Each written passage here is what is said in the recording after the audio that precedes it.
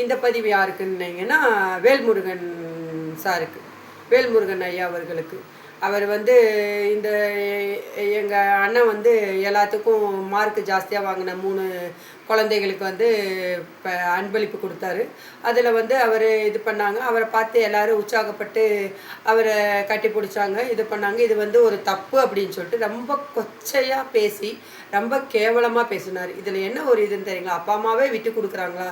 இல்லை ஒரு தமிழ்நாட்டில் இருந்துட்டு ஒரு பிரபலங்களை பார்த்தா யாருக்கா இருந்தாலும் அந்த இது தோணும். இதில் என்ன ஒரு தப்பான விஷயம்னு சொல்லி எங்களுக்கு தெரியல. இல்லை மற்றவங்க யாருக்குமே தப்பான விஷயமா தெரியல. உங்களுக்கு தெரியுது அப்படின்னு சொன்னால் அதுக்கு என்ன பண்ண முடியும்? எதுவுமே பண்ண முடியாது. நம்ம கண் எப்படி பார்க்குதோ அதுதான் நம்ம மனசு சொல்லும். உங்கள் பார்வை பூராமே தப்பான பார்வை.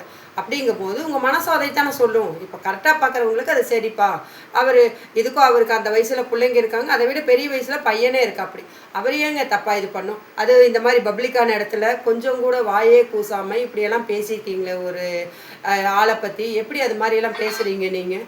சொல்லுங்கள். அரசியலுக்கு அவர் வந்துட்டார் அப்படிங்கிற ஒரே ஒரு காரணத்துக்கு வேண்டி நினச்சவங்கெல்லாம் நினச்சதெல்லாம் பேசுகிறீங்க. தப்பு மட்டும்தான் அவர் மேலே பேசுகிறீங்களோ இல்லையா? அவர் பண்ணின ரைட்டு எதுவுமே நீங்கள் பேசலை.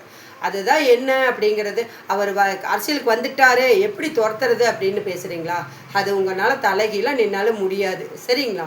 அடுத்த வருஷம் 26ல் அவர் எப்படி வராருன்னு சொல்லிட்டு பாருங்கள். அதுக்கப்புறம் பேசினவங்களாம் நீங்களாம் நினச்சும் கூட பார்க்க முடியாத எல்லாத்தையும் அவர் செய்ய போகிறார்.